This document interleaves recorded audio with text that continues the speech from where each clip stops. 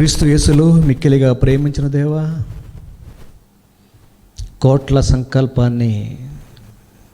కోట్ల సంవత్సరాల సంకల్పాన్ని ఆలోచిస్తున్నాం. వేల సంవత్సరాల మీ వాక్యాన్ని పరిశీలిస్తున్నాం. మీ సహాయం మాకు కావాలి. మీ ఆత్మ లేనిదే మీ మనసును మేము అర్థం చేసుకోలేము. నీ పిల్లలకు పరిశుద్ధాత్మను పుష్కలంగా అనుగ్రహించండి. వివేచన, జ్ఞానము ప్రసాదించండి. కొద్ది నిమిషాలు మాతో ఉండగా సహాయం చేయండి. సత్యానికి అసత్యానికి ఎప్పుడూ పోరాటమే. ధర్మానికి అధర్మానికి ఎప్పుడు యుద్ధమే. చివరకు సత్యమే గెలుస్తుంది, ధర్మమే నిలబడుతుంది. నాయనా, ఈ క్రైస్తవ లోకంలో, ఈ అన్యుల దేశాలలో అనేక మంది అమాయకులు, నీ వాక్యాన్ని జ్ఞానాన్ని ఎరగని పిల్లలున్నారు. వారితో నీ పిల్లలు మాటల యుద్ధం చేస్తున్నారు. సత్యమే గెలిపించండి. మీ సత్యమే వాక్యము, వాక్యమే మీ సత్యము.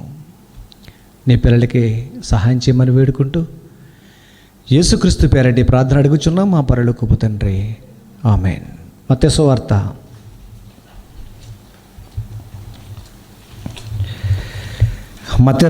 8 ఎప్పుడైతే మీరు సత్యాన్ని నేర్చుకోవటానికి వస్తున్నారో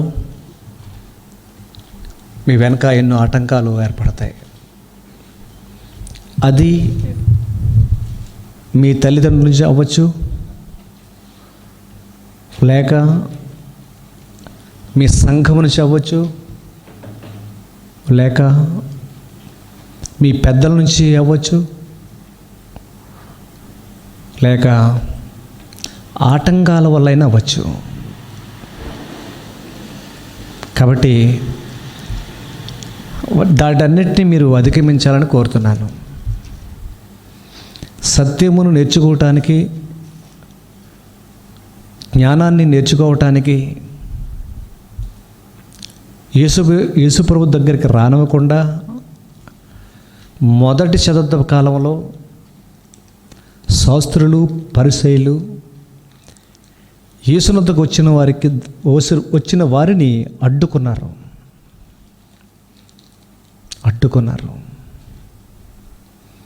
ఏమండి? ఇప్పుడు కూడా అలాగే జరుగుతుంది. కనుక మీరు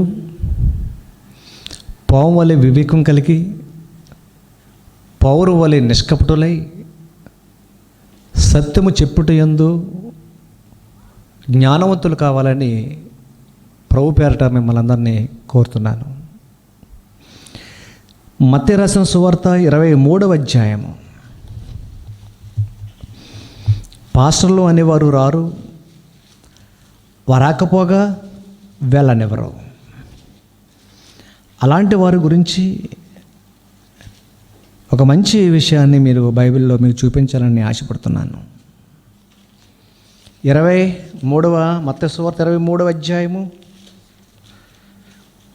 ఏనైనా 13 ఆయన మాట్లాడుతున్నారు. చూడండి, అందరూ తీయాలి. మత్తయి సువార్త రాసుకోవాలి మీరు. మత్తయి సువార్త 23 13 చూడండి. అయ్యో వేషధారులైన శాస్త్రులారా, శాస్త్రులు అన్నారంటే మన దేశంలో కూడా శాస్త్రులు ఉన్నారు. వాళ్ళని ఏమంటారు తెలుసా అండి? బ్రాహ్మణ్స్ అంటారు వాళ్ళని. శాస్త్రం వచ్చాడా? మంత్రాలు చెప్పేవాడు వచ్చాడా మనం అంటాం. అంటే వాళ్ళు శాస్త్రాలు చదివిన వారు కాబట్టి. ఆనాటి కాలంలో కూడా ధర్మశాస్త్రాన్ని చదివినటువంటి శాస్త్రులు ఉన్నారు. వాళ్ళ గురించి ప్రయోగించిన మాట అయ్యో అనే మాట ఏదో ప్రమాదంలోనికి తీసుకువెళ్తున్నారు వీళ్ళని అర్థమవుతుంది. అయ్యో అనగానేంటి? ఏదో ప్రమాదం జరిగిపోయింది అని అర్థం.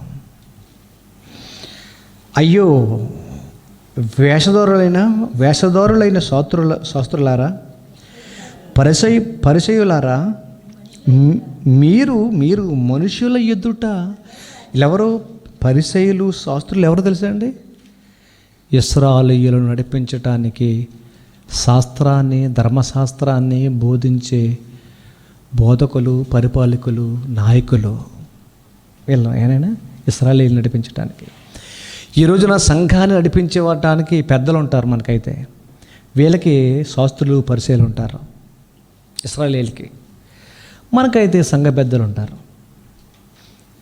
సంఘ పెద్దలు సంఘం నడిపించరు కానీ పాస్టర్ నడిపిస్తుంటారు. చాలే కూర్చో, ఈ టయాన్ని లేగు, ఇంత టైమేను చెప్పాలి. అందులో చెప్పే మాటల్లో ఎవరికైనా గుచ్చుకున్న మాట చెప్పావా నిన్ను మాత్రం పొరుస్తాం. నువ్వు గుచ్చకూడదు, మా చేత నువ్వు పొడిపించకూడదు అనే పెద్దలున్నారు. వాళ్ళ సంఘం నడిపించరు, పాస్టర్ నడిపిస్తారు పాస్టర్ని. అలాంటి వారి గురించి ఆనాటి కాలంలో మాట్లాడుతున్నాడు యేసుప్రభువు. జాగ్రత్తగానండి. అయ్యో వేస్తరులైన శాస్త్రులారా, పరిసయ్యులారా, మీరు మనుషుల ఎదుట పరలోక రాజ్యమును మూయుదురు. పరలోక రాజ్యాన్ని మూసారంటే ఎలా చూసారండి? వారు వెళ్ళరు, వీరు మిమ్మల్ని వెళ్ళనివ్వరు. అదే వాళ్ళ బైబిల్ నేర్చుకోవటానికి రానివ్వరు, వాళ్ళు రారు, మిమ్మును రానివ్వరు. మీ కళ్ళ ముందు జరుగుతున్నవి, మీ చెవులారా వింటున్నవి ఇదిగో బైబిల్లో చూస్తున్నారు. ఇంకో నెల 2 నెలలు పోతే మీరు వాక్యం చెప్పటానికి కనుక మొదలు పెడితే మిమ్మల్ని మీద అబ్జర్వ్ చేసి ఎక్కడికి వెళ్తున్నారు, ఏం చేస్తున్నారని కనిపెట్టి వెళ్ళకుండా, రాకుండా మిమ్మల్ని వెళ్ళకుండా అడ్డుకునే రోజులు వచ్చినా మీరు నిలబడాలి. అదిగో అప్పుడే జరుగుతుంది. మీరు మనుషుల ఎదుట పరలోక రాజ్యమును మూయుదురు. మీరు అందులో పరలోక రాజ్యానికి మీరు వెళ్ళరు. శాస్త్రులారా, పరిసయ్యులారా, ఎవరైతే ప్రవేశించాలనుకుంటారో ప్రవేశించే వారిని ప్రవేశింపనీయరు. నేను నరకానికి పోతాను, నువ్వు నరకానికి వచ్చేయంతే. చూసారండి ఎలాగుందో? అలాంటి పరిస్థితులు, అలాంటి కాలము, అలాంటి జనము, అలాంటి భక్తులు, అలాంటి నాయకులు, అలాంటి బోధకులు, అలాంటి పాస్టర్సు వస్తారు అని ముందుగానే యేసుప్రభువు వారు ప్రవచించారు. ఆనాటి నుండి 2000 సంవత్సరాల నాటి నుండి ఈనాటి వరకు 2020 నాటి వరకు ఇది జరుగుతూనే వస్తూనే ఉంది. దీన్ని గమనించి పచ్చికట్టిన వారెవరు? మీరే గమనించారు, తెలుసుకుంటున్నారు. అనేక మందికి వెలుగు చూపించండి. లూకా సువార్త 11వ అధ్యాయము.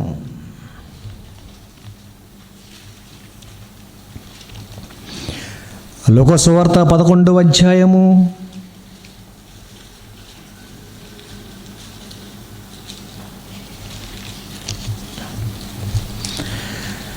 52వ వచనాన్ని చూద్దాం.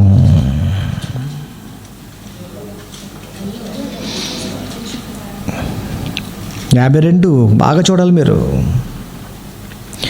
రాసుకోవాలి మీరే. అయ్యో మళ్ళా అదే మాట యేసుప్రభు మాట్లాడుతున్నాడు. అదే మాట అయ్యో. ఏమండి, జరగరాని ఘోరం జరిగిపోతున్నట్టుగా ఆయన అయ్యో యేసుప్రభువు వారు భాషా ప్రయోగం చూడండి. అయ్యో ధర్మశాస్త్ర ఉపదేశకులారా, ధర్మశాస్త్రాన్ని ఉపదేశించే శాస్త్రులు, బైబిల్ బోధించే బోధకులారా. మనం ఇలా ఈ భాష చెప్పుకోవాలి. ఇప్పుడు మనం బైబిల్ బోధించే బోధకులారా, అయ్యో ధర్మశాస్త్ర ఉపదేశకులారా, మీరు జ్ఞానము అను తాళపు చెవిని ఎత్తుకుపోయరి. వారు బాబు, ఇంకా దానికంటే పవర్ఫుల్ ఇది. మొత్తం లాకేశారండి ఇంకా మొత్తానికి. అప్పుడప్పుడు పిల్లలు ఈయన పలానా ఆయన రాలేదేంటి ఆయన వాక్యం నేర్చుకోవటం కంటే వాళ్ళ మమ్మీ డాడీ వెళ్ళొద్దు అన్నారండి, వేసారు తాళం. వాళ్ళని నేర్పరు, నేర్చుకోనివ్వరు, వారు రారు, వెళ్ళనివ్వరు. అది తల్లిదండ్రులైనా బోధకులైనా ఎవరైనా సరే. నేను నా ఇంటి వారు యెహోవాను సేవించేది అన్న ఒక సూత్రం పాటిస్తారా? మీకు పిల్లలు ఉన్నారా? తండ్రులారా, మీ పిల్లలు ఉన్నారా? తీసుకురండి. ఎంతకాలం కూర అన్నం వండిస్తారు ఇంటికాడ కూర్చోబెట్టి? మీరు కూడా తీసుకురండి. ఒకవేళ మీకు భార్యలు ఉంటే తీసుకురండి, మీ సేవలో మీకు వాక్యం అందిస్తారు. ఉంటే ఉన్నారు, వచ్చేవారు ఉంటే. అయ్యో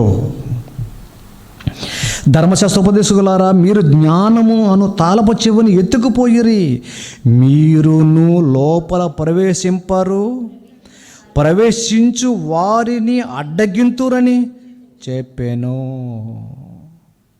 మీరు రారు, వెళ్ళేవారిని అడ్డగిస్తారు.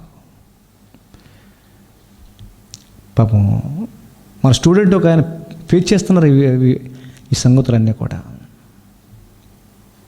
ఏమో రేపొద్దున మీకు కూడా రావచ్చేమో. నో, బైబిల్ ముందు తప్ప ఎవడ ముందు తలదించకండి, అంతే. మీ తండ్రి పౌరుషం కలిగిన వాడు, మీరును పౌరుషవంతులై ఉండండి.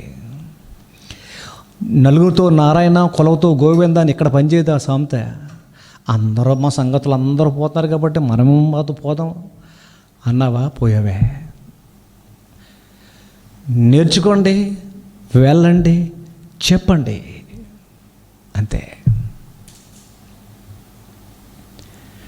నా దగ్గరే ఉండాలని నేను ఎప్పుడు చెప్పను, కానీ నేర్చుకునేంత వరకు నా దగ్గర ఉండమని చెబుతాను. అది నేర్చుకున్నంత వరకు నా దగ్గర ఉండండి. మీరు నేర్చుకున్నారు అనేసరికి చెప్పండి, అదే చాలు. ఏనైనా మీరు వెళ్ళరు, లోపల ప్రవేశింపరు, ప్రవేశించే వారిని అడగింతురని చెప్పాను. ఈ మాట విన్నప్పుడు ఏం చేసి చూడండి, 53 వచ్చును. ఆయన అక్కడ నుండి వెళ్ళినప్పుడు ఆ మాట చెప్పాడు. ధర్మశాస్త్ర ఉపదేశకులతో, బైబిల్ బోధకులతో, పాస్టర్స్తో యేసు చెప్పేశాడు, వెళ్ళిపోయాడు. అప్పుడు మామూలుగా ఉంటుందా? సంఘ పెద్దలు పాస్టర్ గారు ఏకమైపోతారు. అప్పుడు రే, మన సంఘంలో ఒకటిలాగా మాట్లాడుతున్నాడంటే మనం ఏం చేద్దాం? చూడండి ఏం జరుగుతుందో. అక్కడి నుండి వెళ్ళినప్పుడు శాస్త్రులు పరిసయ్యులను ఆయన మీద నిండా పగపట్టి. ఎవరి మీద? ఇటు యేసు మీద పగపడతారా? ఏం చేశాడు ఆయన? నువ్వు చెప్పే బోధ తప్పని చెప్పినందుక, లేక రోగంతో ఉన్నవాడికి ఆరోగ్యం ఇచ్చినందుక, ఆహారం లేక అలమటిస్తున్న వారికి అన్నం పెట్టినందుక, బట్టలు లేకుండా ఉన్న వాడికి బట్టలు ఇచ్చినందుక, దయ్యాలతో పీడింపబడుతున్న వారికి స్వస్థపరిచి బట్టలేసి కూర్చోబెట్టినందుక, నీ పిల్లలకి వాక్యం చెప్పినందుక, నీ మిమ్మల్ని పరలోకానికి దారి చూపిస్తున్నందుక నిండా పగబట్టి చంపేస్తారా? ఎవడో అన్యుడైతే బాగుండు, ధర్మశాస్త్రోపదేశకులు మళ్ళా బైబిల్ బోధకులు చంపేదనుకున్నారట. ఏంటి సమాజం ఎలా అయిపోయిందంటే? క్రైస్తవ సమాజం ఎలా అయిపోయిందంటే? దేవుని సమాజం ఎలా అయిపోయిందండి? నిండా పగబట్టి మీకు కూడా శత్రువులు ఉంటారు, మర్చిపోకండి, చెప్తున్నాను. అందుకే భయపడకండి. యేసుకే ఉన్నారు శత్రువులు. ఆఫ్టర్ ఆల్ వీళ్ళంతా మీ గుండెల్లో ధైర్యం నింపటానికి, వాక్యము పౌరుషతో నేర్చుకోవడానికి మాటలు చెప్తున్నాను. బైబిల్ తప్ప నేను ఎవ్వరికి ఈ రోజు వరకు భయపడలేదండి. ఎవరొచ్చినా, ఎంతమంది వెళ్ళిపోయిన వారు ఎన్ని చెప్పినా నేను మాత్రం గుడ్డ నిబ్బరం కలిగి ఉన్నాను. కారణం చెప్పమంటారు, నా దగ్గర ఉన్నది ధనం కాదు, ధనం కంటే విలువైనది వాక్యం. దీంతో ఎంత యుద్ధమని చేయగలను, దీంతో ఎంతమందిని గెలవగలను, దీంతో ఎంతమందినైనా ఓడించగలను, దీంతో ఎంతమందినైనా దేవుడు ఉన్నాడని ఒప్పించగలను. అదే నా ధైర్యం. అలా ఉండాలి మీరు, అలా ఉండాలి. దేవుడు విడిచిపెట్టాడు. ఏమండి, అక్కడి నుండి ఆయన వెళ్ళినప్పుడు శాస్త్రులను పరిసయ్యులను ఆయన మీద నిండా పగపట్టి ఆయన మీద నేరం మోపవలని ఉండి, నేరం మోపుతారంట. అప్పుడు నీ తప్పులన్నీ బయట తెస్తారు, నీ చెప్పే వాక్యం వినకుండా చేస్తారు. అతను తెలుసా ఎలాంటోడు, అలాంటోడు ఇలా అయ్యా నీకెందుకయ్యా?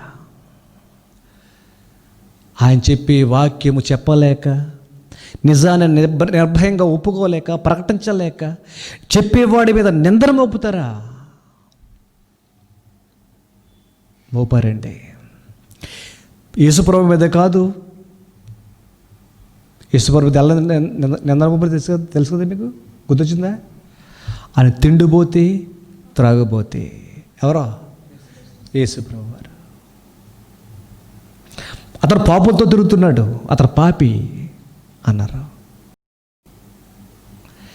ఇక అపోస్తలుడైన పౌలు సత్యం తెలిసిన తర్వాత నిర్భయంగా ప్రకటిస్తున్నప్పుడు అతని మీద కూడా నింద మోపారు. ఎలా తెలుసంటే, 2 స్త్రీలను తీసుకొచ్చి పక్కన నుంచే పెట్టి అవమానకరంగా మాట్లాడారు. అంటే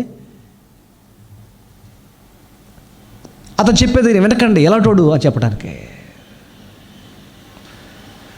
బైబిల్ చదువు తెలుస్తుంది మీకండి. ఏమండి, అప్పుడు చూడండి, నిండా పగబట్టి ఆయన మీద నేరం మోపవలనని ఉండి ఆయన నోట నుండి వచ్చు ఏ మాటనైనను పట్టుకొనుటకు పొంచి వెదకుచు చాలా సంగతులు గూర్చి ఆయన మాట్లాడింపసాగిరి. ఇంకా మాట్లాడు, ఎక్కడ తప్పు దొరుకుతావు నువ్వు, అక్కడ పట్టుకుందామని. ఇంతకీ చెప్పిన వాక్యం వింటలేదు, ఎక్కడ తప్పు దొరుకుతుందా అని చూస్తున్నారా? అలాగే ఒక హేతువాది పుట్టాడు, అలాగే ఒక నాస్తికుడు పుట్టాడు, బైబిల్ విరోధి పుట్టాడు. బైబిల్ ఎక్కడ తప్పులు ఉన్నాయని వెతకడానికి చదివాడు ఒకడు, బైబిల్ ఎక్కడ తప్పులు ఉన్నాయని తెలుసుకోవటానికి బైబిల్ విన్నాడు ఒకడు. అంతేగాని జ్ఞానం నేర్చుకోవటానికి కాదండి. ఏమంటే యేసుప్రభు మీద ఆనాటి పగబట్టారు, జ్ఞానమున తాళవ చెవిని ఎత్తుకుపోయారు. ఎత్తుకుపోయారు. కాబట్టి మీరు భయపడకండి, అస్సలు భయపడకండి. కానీ తెలుగుగా మాట్లాడండి, ఇతరుడి మీద నేరం మోపకండి, వివేకంగా మాట్లాడండి. ప్రజలేమి వెంటొస్తారు. ఎప్పుడు ఎవరి గురించి అతను తప్పు చేసినా ఆ తప్పు గురించి మాట్లాడకండి. అప్పుడే మీ మంచితనం బయటపడుతుంది. ఏనైనా ఆ మాట కూడా బైబిల్లో ఉంది, తెస్సలోనికీయుల పత్రిక ఉంటుంది. ప్రతి వారిలో ఏదో ఒక మంచి ఉంటుంది, ఎప్పుడు ఆ మంచి గురించి మాట్లాడు తప్ప అతనిలో ఉన్న చెడ్డ గురించి ఎప్పుడు మాట్లాడకంటాడు. అతని గురించి చెడ్డగా మాట్లాడావా, నీ మాటకి ఎప్పుడు వినడానికి కావాడు. అది లాజికల్. దాంట్లో ఉన్న లాజికల్ పాయింట్ ఏంటంటే, అతని గురించి ఒకసారి చెడ్డగా మాట్లాడిన తర్వాత నువ్వు మంచి చెప్పాలనుకున్నావా, ఇక నీ మాట ఎప్పుడు వినడం. అతను ఎంత చెడ్డవాడైనా అతనిలో ఉన్న మంచి చెప్పావా, బాబు ఇటు వస్తున్నాడు మంచి మాట చెప్తాడు అనుకుంటాడు అంతే. బాబు ఇటు వస్తున్నాడు, బాబు తిడతాడు బాబా అని వెళ్ళిపోతాడు, నేను చూసే పారిపోతాడు. కనుక మాటల్లో వివేకం కలిగి ఉండండి.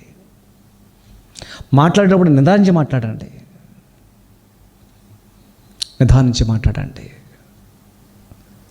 ప్రియులరా, బాప్తిస్మం ఈ బాప్తిస్మములో నిన్న నేర్చుకున్న పాఠం ఏంటంటే, బాప్తిస్మము దేవుని సంకల్పమై ఉన్నది అని మనం విన్నాం. మన పుట్టుక దేవుని సంకల్పం, మన పుట్టుక దేవుని సంకల్పం,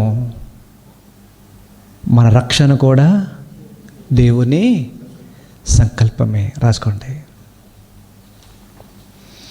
మన పుట్టుక దేవుని సంకల్పమైనప్పుడు మన రక్షణ కూడా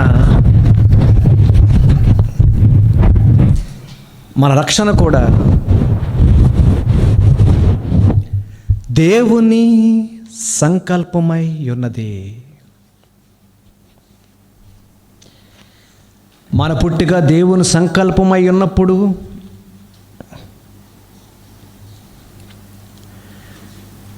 మన ఆత్మరక్షణ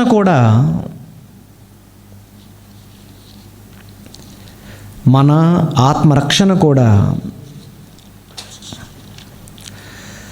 దేవుని సంకల్పమై ఉన్నది అని 1 కొరింథీ 1వ అధ్యాయము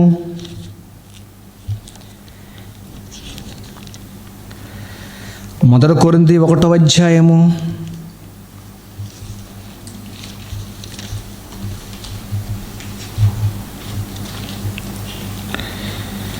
1 కొరింథీ 1వ అధ్యాయం 21వ వచనంలో చెప్పబడెను.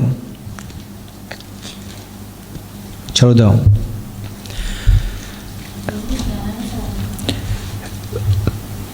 కంగారు పడకు, అందరూ తీయాలి, బైబిల్ తీయాలి. రాసుకుంటున్నారు, అందరూ రాసుకుంటున్నారు. 1 కొరింథీ పత్రిక 1వ అధ్యాయం 21వ వచనం.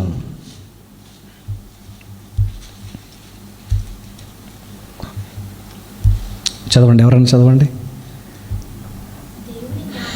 దేవుని జ్ఞానానుసారముగా దేవుని లోకము తన జ్ఞానము చేత దేవునిని ఎరుగకుండినందున, జాగ్రత్తగా వినండి, సువార్త ప్రకటన అను వెర్రితనము చేత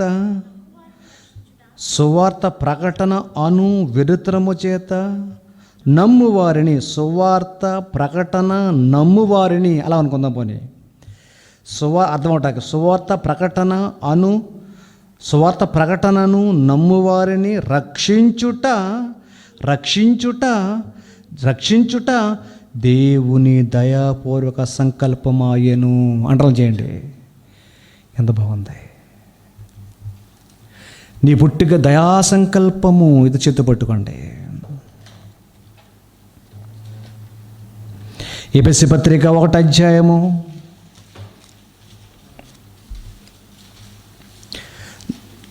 4వ వచనం.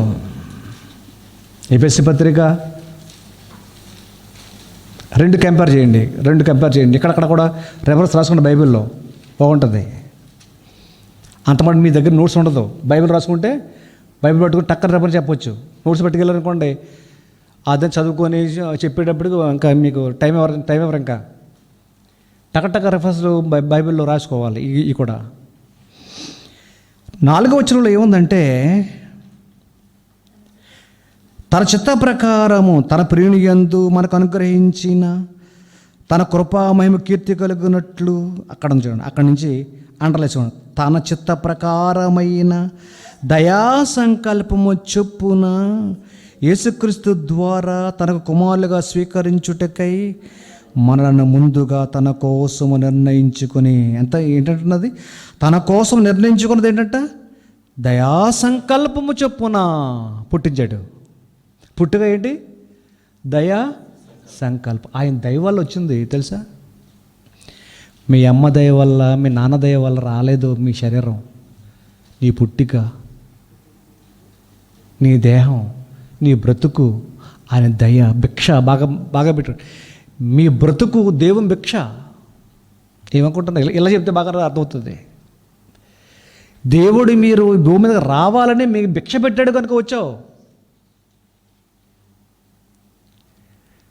మన పుట్టుక ఆయన భిక్ష. ఆయన దయ, ఆయన సంకల్పం, ఆయన ప్లాన్, ఇదంతా ఆయన దయ వల్ల వచ్చావు అంతే. ఏమండి, అమ్మ దయ వల్ల, నాన్న దయ వల్ల రాలేదు. అమ్మ నాన్నలు ఎన్నోసార్లు కాపురం చేశారు, మరి పిల్లలు పుట్టట్లేదే.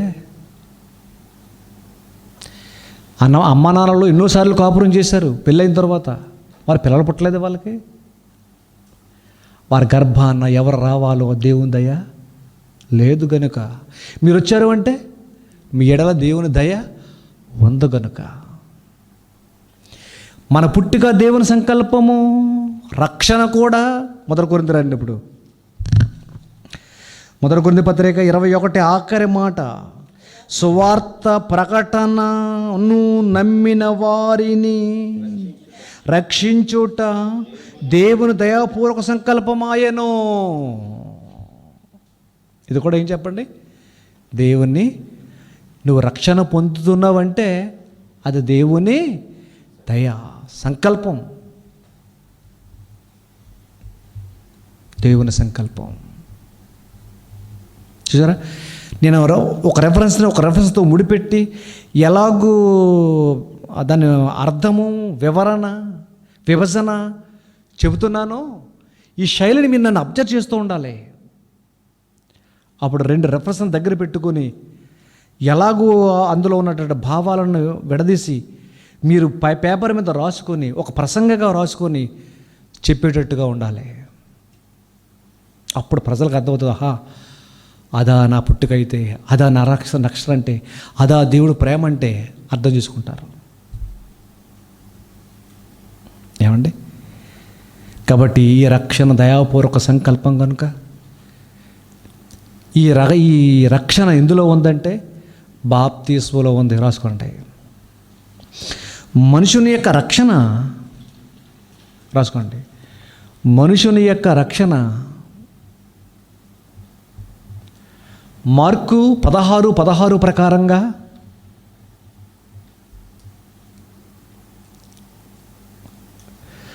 మార్కు 16:16 ప్రకారంగా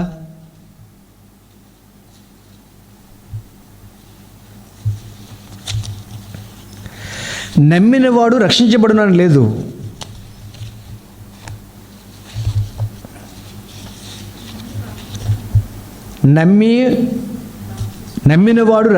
నమ్మి బాప్తిసం పొందినవాడు అని లేదు, నమ్మి బాప్తిసం పొందినవాడు రక్షించబడునని ఉంది. రాసుకోండి, నమ్మి బాప్తిసం పొందినవాడు రక్షించబడును.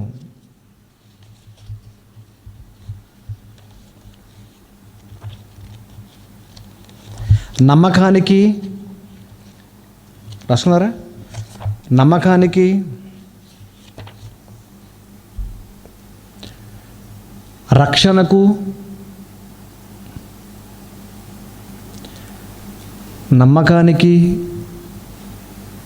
రక్షణకు మధ్యన ఉన్నదే బాప్తిస్మము.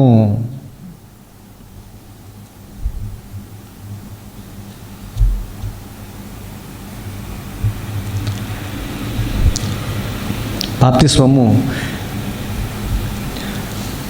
ఒకవేళ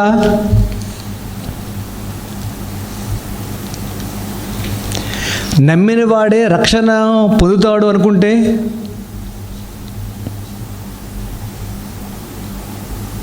నమ్మినవాడే రక్షణ పొందుతాడు అనుకుంటే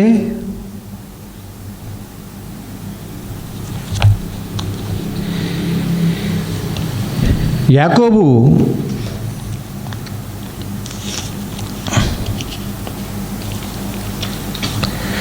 యాకోబు 2:19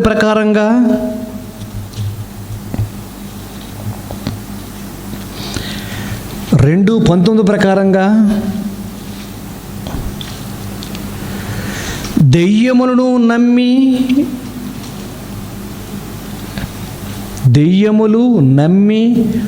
వణుకుచున్నవి, దయ్యములు నమ్మి వణుకుచున్నవి అని వ్రాయబడెను.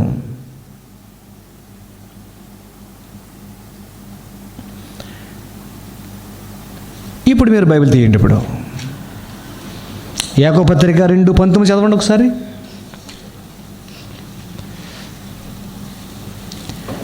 యాకోబు పత్రిక 2:19.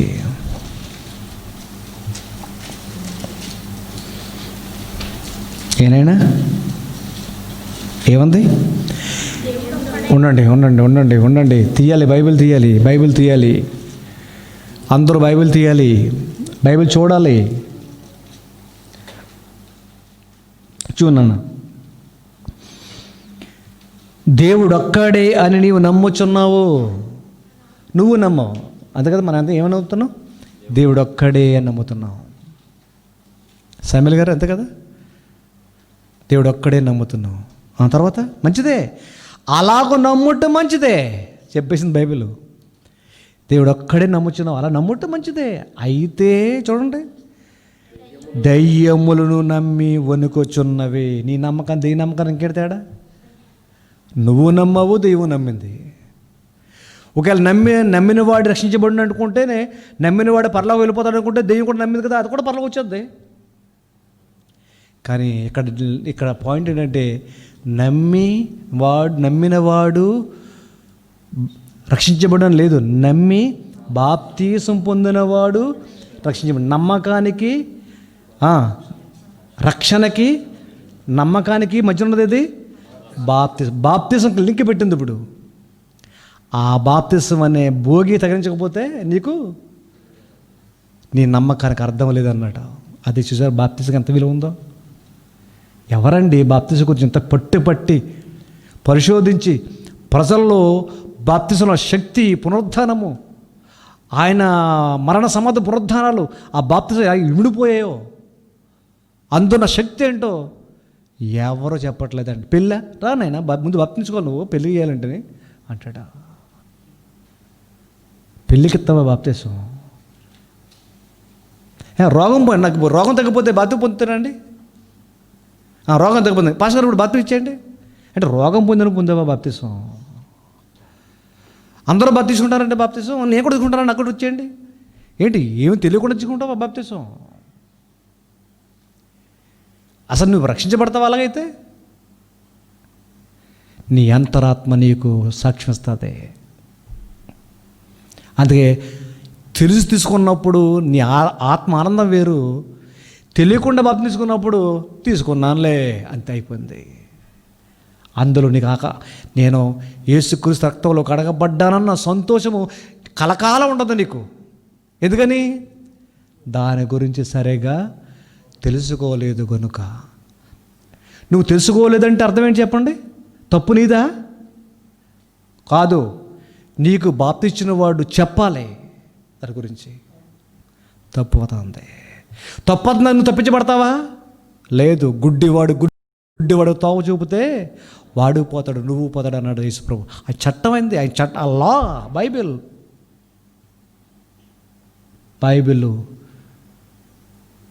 ఆయన మాట అంటే మాటే, ఆయన వాక్యము, ఆయన మాట అవునంటే అవును, కాదంటే కాదు, అంతే.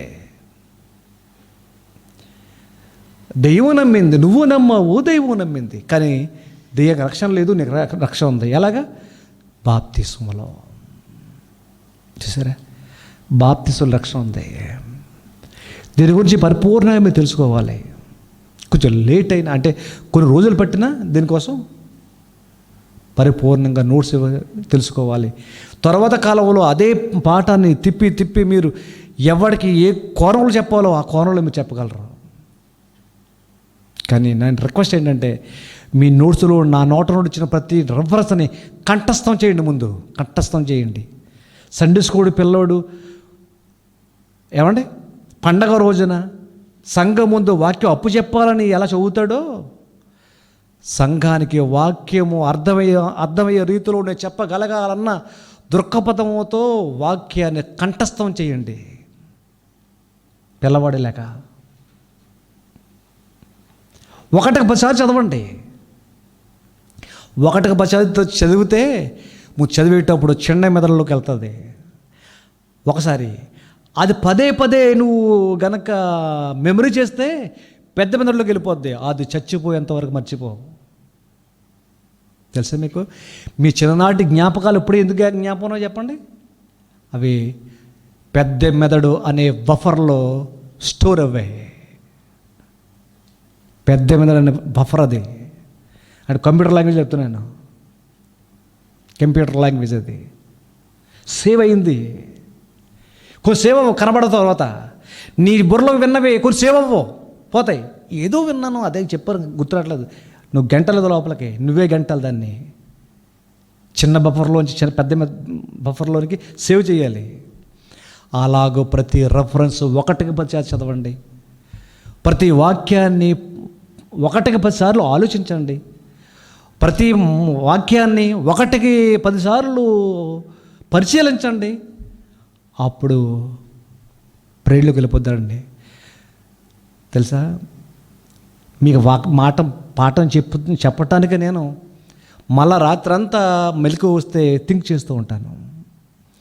వీళ్ళకి మళ్ళీ ఎలాగో మోటివేట్లోకి తీసుకువెళ్ళాలి, మళ్ళీ సబ్జెక్టుని వాళ్ళకి అర్థమైన రీతిలో ఎలాగో ప్రజెంట్ చేయాలి. పని చేస్తున్నా, ఎవరితోనన్నా మాట్లాడుతున్నా, ఎందుకంటే నా బుర్రలో, నా పరిశీలనలో ఈ ఉన్న బైబిల్ అంతటా మళ్ళీ బైబిల్గా రెఫర్ చేస్తూ ఉంటాను నేను బైబిల్ లోపల. అలాగూ మీరు కావాలి. కొంచెం కష్టపడండి బైబిల్ చదవటానికి, కొంచెం కష్టపడండి. టైం టేబుల్ పెట్టుకోండి. 1 గంటలకి భోజనం చేయాలి అని ఎలా పెట్టుకున్నాం? ఈరోజు 1 గంట నేను బైబిల్ చదవాలి అయితే అలా పెట్టుకోండి దయచేసి, ప్లీజ్, రిక్వెస్ట్. ఏరైనా బాప్తిసంలో ఏముంది? రక్షణ ఉంది, రాసుకోండి.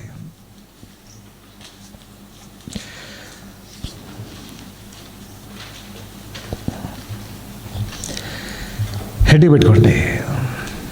బాప్తిసము అనగానేమి? ఫస్ట్ పాయింట్ ఏంటంటే, ఫస్ట్ ప్రశ్న అది రాసుకోండి. ఇప్పుడు బాప్తిసము అనగా ఏమి రాసుకోండి. బాప్తిసము అనగా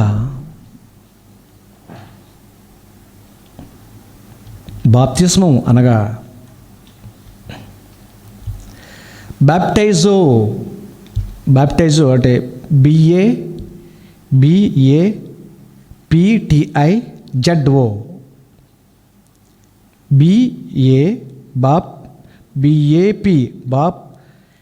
BAPTIZO బ్యాప్టైజో. బ్యాప్టైజో అనే గ్రీకు మాట నుండి వచ్చింది.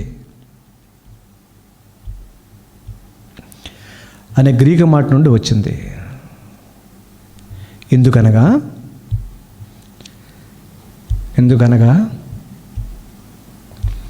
క్రొత్త నిబంధన గ్రీకు భాషలో రాయబడెను.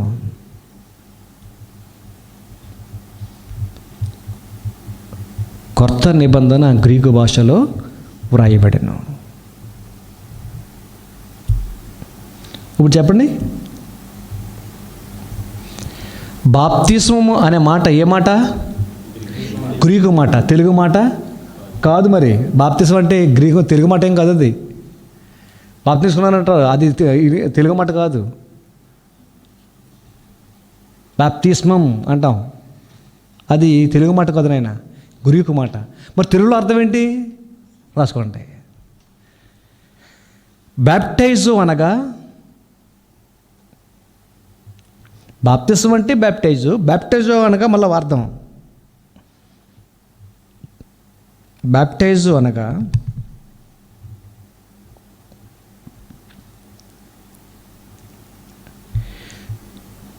నీటిలో పాతిపెట్టబడుట అని అర్థము. నీటిలో పాతిపెట్టబడుట అని అర్థము. ఏనైనా కొలసీ పత్రిక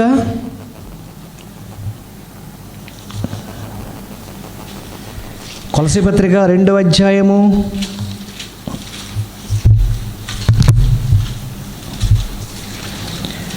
12వ వచనాన్ని మనసు పెట్టి చదవండి. కొలసీ పత్రిక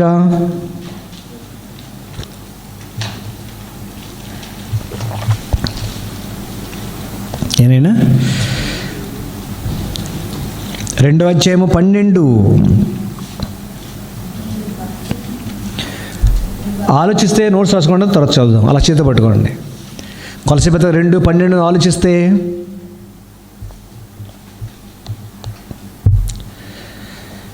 మీరు బాప్తిస్మమందు ఆయనతో కూడా పత్తి పెట్టబడిన వారైతరి.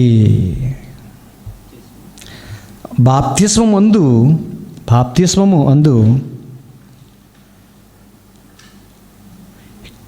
క్రీస్తుతో కూడా పాతి పెట్టబడిరి.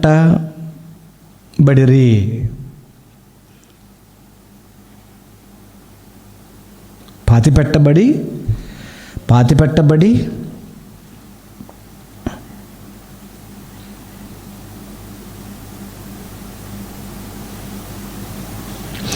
ఆయనతో కూడా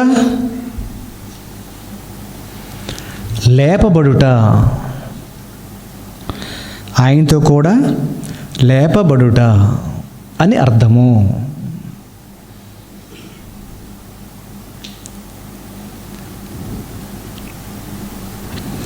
కింద రాసుకోండి. నెక్స్ట్ పేర పాతి పెట్టబడుట అని ఎందుకు వ్రాయబడిందంటే,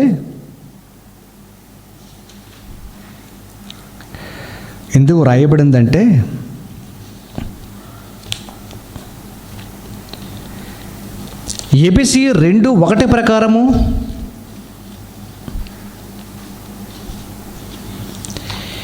ఎబిసి 2:1 ప్రకారము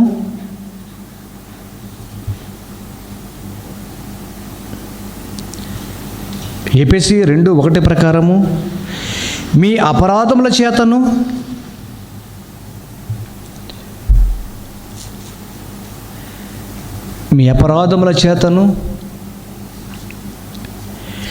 మీ పాపముల చేతను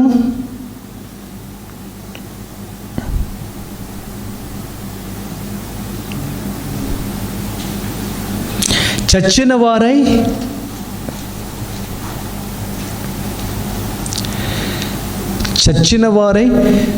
శవముగా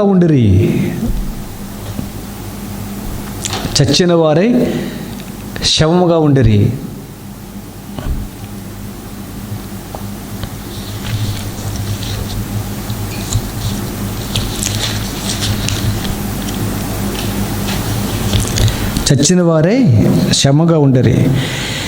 శవమును మట్టిలో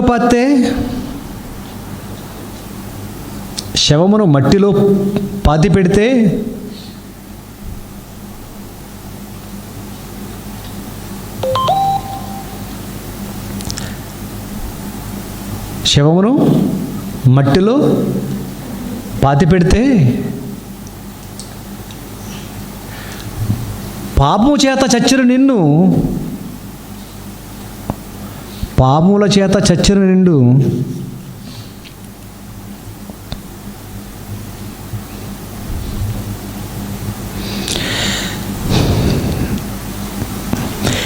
క్రీస్తు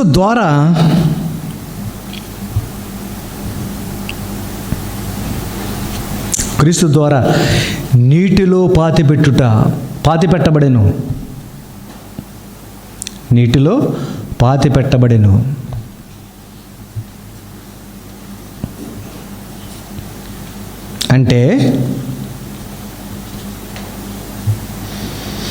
అంటే బాప్తిస్మం అనగా నీటి సమాధి అని అర్థము. ఎంతవరకు వచ్చిందండి? బాగుందా? బాప్తిస్మం అనగా ఏంటి? నీటి సమాధి అని అర్థము.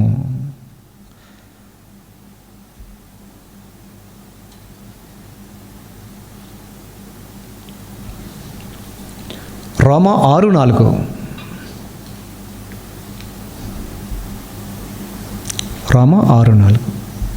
నెక్స్ట్ లైన్ రాసుకోండి. ఇప్పుడు నెక్స్ట్ లైన్, అపోస్తల కార్యాలు 8:36 ఆలోచిస్తే,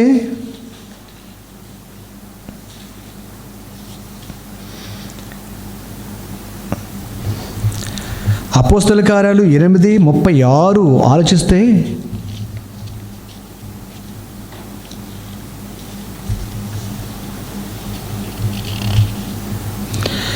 అపోస్తలుల కార్యాలు 8:36 ఆలోచిస్తే,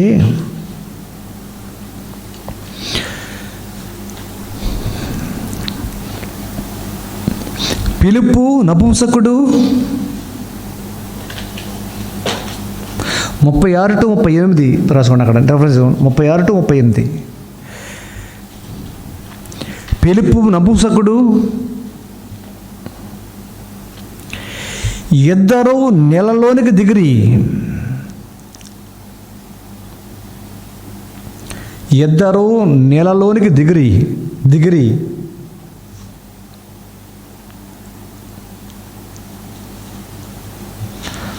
అప్పుడు ఫిలిప్పు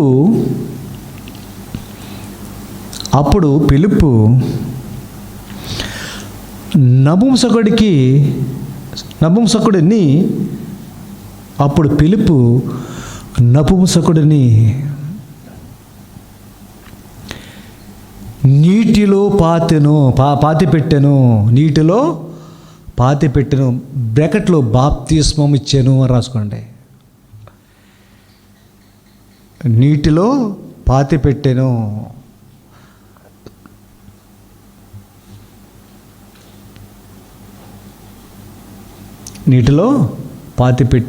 బ్రాకెట్లో బాప్తిస్మం ఇచ్చాను.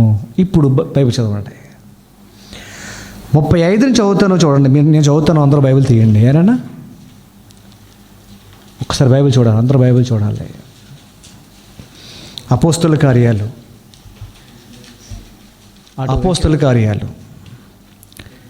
8వ అధ్యాయము. పేజీ నెంబర్ చెప్పండి. నేను 111 నెంబర్ 1 బాప్తిస్మం చూడండి. బైబిల్లో నెంబర్ 1 బాప్తిస్మం. 35 అందుకు పిలుపు నోరు తెరచి ఆ లేఖనమును అనుసరించి అతనికి యేసుని కూర్చిన సువార్త చెప్పాను. సువార్త అంటే చెప్పాను కదా.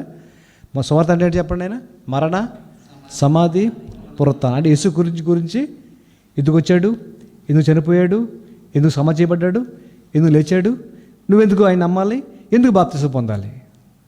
కనుక ఆయన లేచాడు కనుక నువ్వు లేస్తావు. అది సువార్త చెప్పాడు.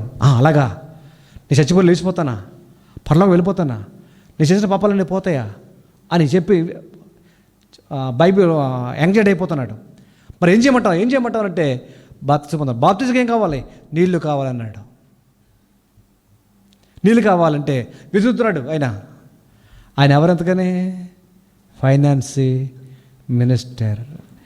నీ దగ్గర వాటర్ బాటిల్ లేకపోయినా నా దగ్గర ఉంటుంది రథం మీద. ఎందుకంటే ఆయన మినిస్టర్. అయినా ఏమండి డబ్బులు ఉంటాయి, అకౌంట్ బుక్కులు ఉంటాయి, ఏముంటాయి, ఆహారం ఉంటుంది, నీళ్ళు ఉంటాయి,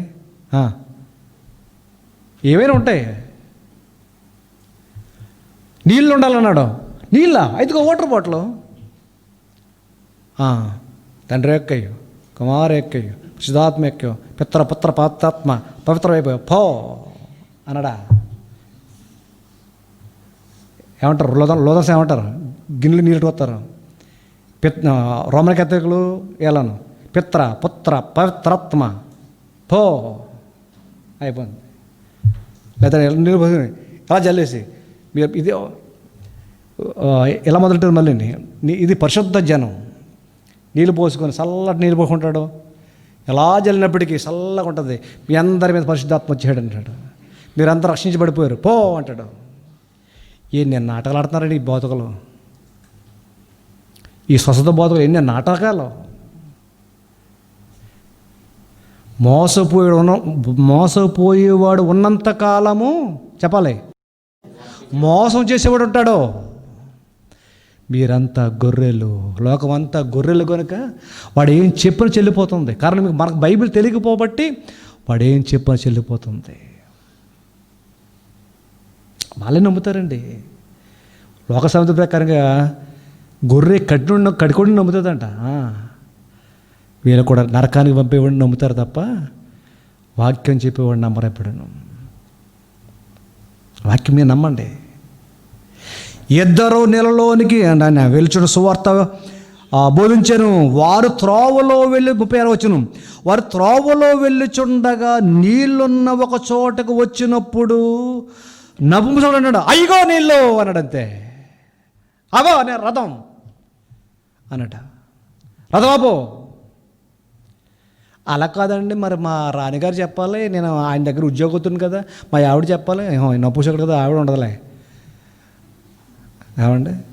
లేకపోతే నా కింద అధికారులు చెప్పాలి, పై అధికారులు చెప్పాలి, అప్పుడు మళ్ళీ తను బాప్తిసం తీసుకుంటా అన్నాడా? వెంటనే సత్యం అర్థమైందా? నిజం తెలిసిందా? ఆడిని అడగాలి, ఈయన అడగాలి, నో మోర్ క్వశ్చన్. అంతే. వెతుకుతున్నాడు. బాప్తిసం తీసుకోవాలనేసరికి, రక్షణ పొందాలనేసరికి వెతుకుతున్నాడు. నీళ్ళు వచ్చింది, నది వచ్చింది, అయ్యో నీళ్ళు అని రథము నిలుపుమని. అంటే ఇంకా రన్నింగ్లోనే వాక్యం, రన్నింగ్లోనే ముందు పరిపెట్టాడు ఫిలిప్పు. అప్పుడు రథం అమ్మన్నాడు, ఎక్కు కూర్చున్నాడు. మళ్ళీ ప్రయాణంలోనే బోధ. ప్రయాణం నడుస్తుంది, బోధ జరుగుతుంది. ఏనైనా ఏటనుకుంటున్నారు? ఈ ప్రత్యేకంగా ఫిలిప్పుని సమరయపట్నంలో బోధ చేస్తుంటే అక్కడ ఆపేసి ప్రత్యేకంగా పంపించాడు ఇతని దగ్గరికి. చదవండి, ఇంటికి వెళ్తారు పుస్తకాలు అంతాను. ప్రత్యేకంగా పంపించాడు. ఆవిడొచ్చాడు. ఆయన వెళ్ళిపోతుంది, బోధ నడుస్తుంది, తెలిసిపోయింది, రక్షణ పొందాలి, బాప్తిసం పొందని తెలిసిపోయింది. ఏం కావాలి? నీళ్ళు కావాలన్నాడు. అయితే నీళ్ళు ఏమంటే నా దగ్గర ఉన్నాయి, అది కుదరదు. నీళ్ళున్న ఒక చోటకు వచ్చినప్పుడు, ఎదుగో నీళ్ళు, నాకు బాప్తిసమిచ్చుటకు ఆటంకమేమని అడిగి రథము నిలుపుమని ఆజ్ఞాపించాను అని. చూడండి ఏమండి, స్టాప్ అన్నాడు. అంతే. ఫిలిప్ గారు కూడా తెలియదు మన బాప్తిసం పొందాడో లేదని. అదండి, నేను అడిగితే మీరు పొందటం కాదు.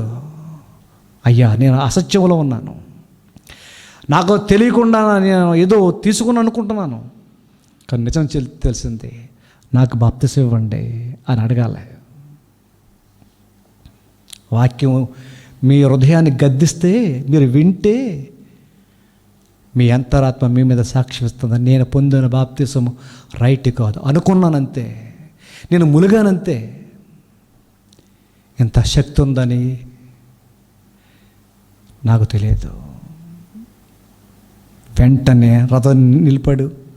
ఆజ్ఞ. అప్పుడు చూడండి 38, ఫిలిప్పు నపుంసకుడును, అంటే బోధకుడు, నపుంసకుడును ఇద్దరును నీళ్ళలోనికి దిగిన తర్వాత మళ్ళీ, బాబు బట్టలు తలసడిచిపోద్ది, రొంపట్టేస్తుంది, కాబట్టి నువ్వు అలా నుంచు, ఆయన దోషులు తీసి పిత్ర పుత్ర పవిత్రాత్మ ఆ నీళ్ళు నెత్తి మీద పోయలేదు. ఏం చేశాడంటమ్మా? నీళ్ళలోకి దిగరి అంతటా ఫిలిప్పు అతనిని ఇలా చదువుతాం, ఫిలిప్పు అతనిని నీటి సమాధి చేసెను. అంటే పూర్తిగా నీటిలో ముంచాడని అర్థం. బాప్తిసం అంటే అంతటా ఫిలిప్పు అతనికి బాప్తిచ్చినట్టే. బాప్తిసం అంటే అర్థం ఏంటి? నీటి సమాధి. అప్పుడు అలా చదవనప్పుడు పెట్టా అలాగా, అతను నీటి సమాధి చేసాను అంటే బాప్తిసము ఇచ్చాను. ఇప్పుడు బాప్తిసం అంటే అర్థం చెప్పండి. నీటి సమాధి అని బైబిల్ చెప్పింది చూసారా? బాప్తిసం గ్రీకు మాట, తెలుగు మాట పాతిపెట్టుట. ఎక్కడ పాతి పెట్టాలి? నీటిలో. ఏమండి, బాప్తిసము సమాధి అని రాస్తే ఎవడో బాప్తిసం పొందడని అలా ఉంచేసారండి. బాప్తిసం అనే మాటని తెలుగులో ట్రాన్స్లేట్లో తెలుగు మీనింగ్ రాయలేదు. ఎందుకని? రారా నీకు బాప్తిస్తారని గొయ్యబో అనుకో, వాడు పారిపోతాడు, పాతి పెట్టేస్తాడు అంటే ఎవడో బాప్తిపోతాడు. కాబట్టి దీన్ని ఎలా అర్థం చెప్తారు? ఇప్పటికే పోలు అర్థమైపోయి. బాప్తిసం అంటే సమాధి, పాతిపెట్టడం అర్థం ఇస్తే ఒకడు శిలకరింపు, ఒకడు పులకరింపు, ఒకడు పలకరింపు, జెండా కింద బాప్తిసం. ఏమండి, ఒకడేమో 50 నామంలో బాప్తిసం, ఒకడు యేసునామంలో బాప్తిసం, మరొకటి ఇంకో దాంట్లో బాప్తిసం. ఇన్ని రకాలు వచ్చేసాయి బాప్తిసాలకి. అర్థం కూడా దీంట్లో సరిగ్గా రాకుండానే ఇన్ని అర్థాలు తీసేస్తే మనుషులు. నిజంగా కనుక పాతిపెట్టుట అనేసరికి వాడు గొయ్యతవుతాడు, ఒకడేమో మరి ఏమంటే పెట్టి సమాధి పెట్టి చేస్తాడు, అందులో పడుకోరా లేచిపోరా, భయపడితే అయిపోయింది అంటాడు ఒకడు. గొయ్యి తవ్వుతాడు, అందులో పడుకోరా లేచిపోరా అంటాడు ఒకడు. ఇలా కూడా పెట్టేస్తారా కానీ ఇలాంటి అర్థాలు చేస్తారేమోనని ఆ బాప్తిసం అనే మాట బాప్తిసంగానే పెట్టేశారు అక్కడ. దాని అర్థాన్ని మరో గ్రంథంలో బయలుపరిచాడు దేవుడు. బాప్తిసం అంటే నీటి సమాధయ్యా, నీటిలోకి వెళ్తావరా. అక్కడ బాప్తిస్వము ఎలాగివ్వాలో తర్వాత నెక్స్ట్ పాయింట్లో వస్తుంది. బాప్తిస్వం అంటే ఏంటి ఇప్పుడు చెప్పండి ఆయన? నీటి సమాధి. బాగుందా? అర్థమవుతుందా? నీటి సమాధి. ఏమైనా బాప్తిసం అంటే ఏంటి? ఇంకొక మాట చెప్తాను, కింద రాసుకోండి. బాప్తిసం అనగా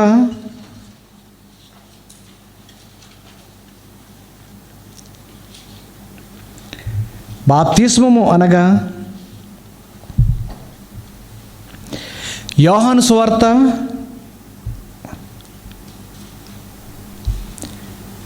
5వ వచనములో, యోహాను సువార్త 5వ వచనములో 3వ అధ్యాయము, యోహాను సువార్త 3వ అధ్యాయము 5వ వచనములో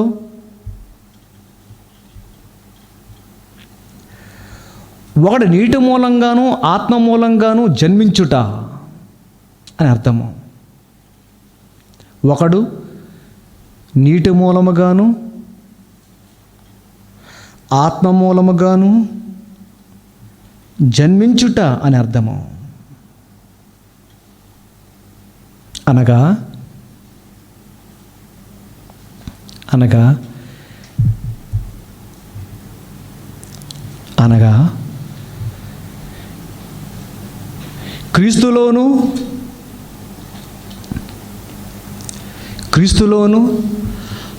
ఆయన రాజ్యములోను, క్రీస్తు రాజ్యములోను, అలా రాసుకోండి, క్రీస్తు రాజ్యములోను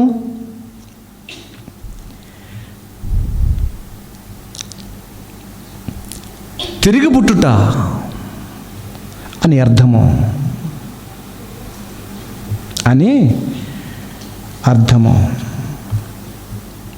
ఏనైనా పేతురు రాసిన మొదటి పత్రిక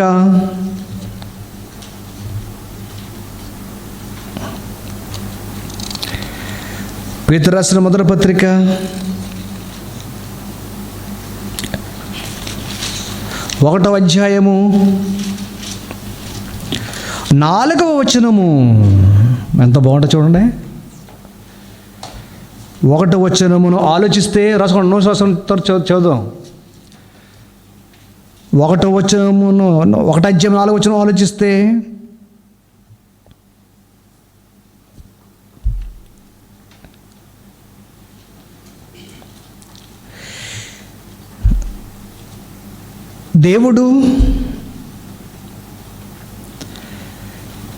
దేవుడు తన విశేష కనికరము చొప్పున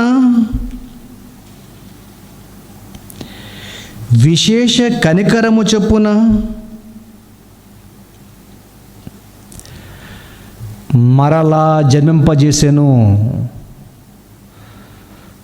మరలా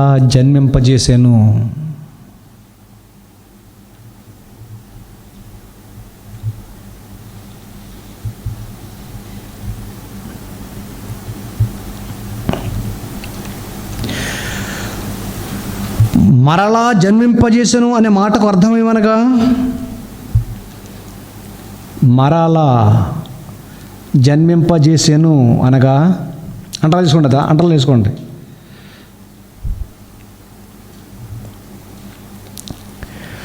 ఒకసారి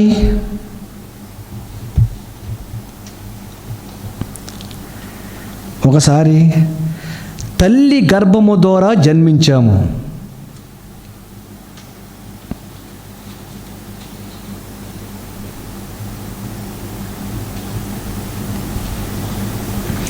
తల్లి గర్భము ద్వారా జన్మించాము.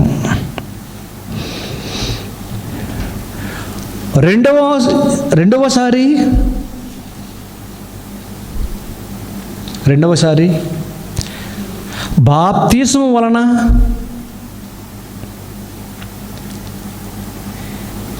క్రీస్తులో జన్మించాము. అంటే ఈ మాట అంటలేదు. అంటే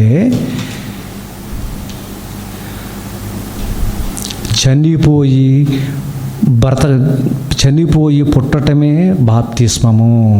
అది చనిపోయి పుట్టటమే బాప్తిస్మం.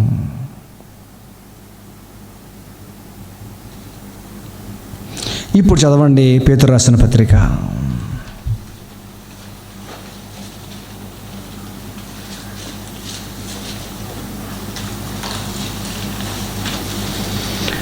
పేతురు రాసిన పత్రిక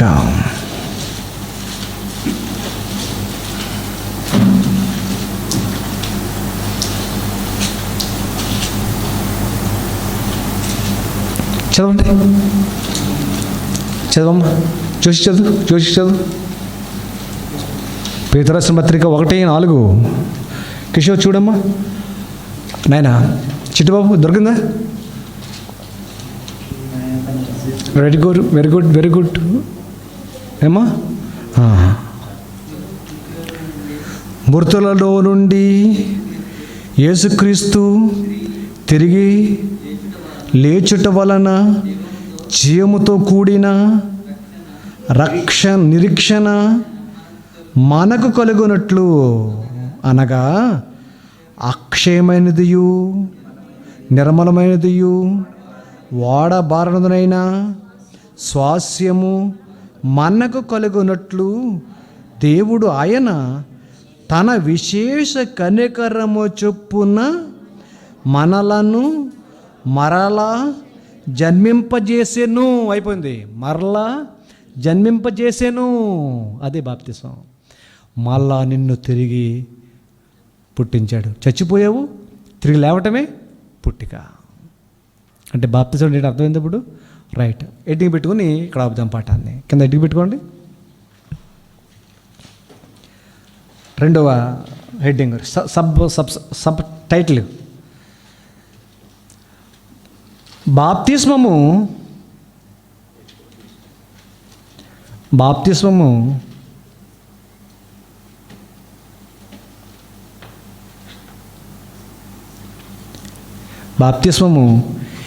ఎక్కడ నుండి కలిగినది?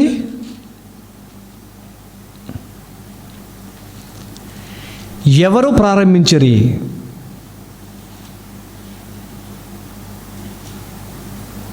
ఎక్కడ నుండి కలిగింది? ఎవరు ప్రారంభించరి?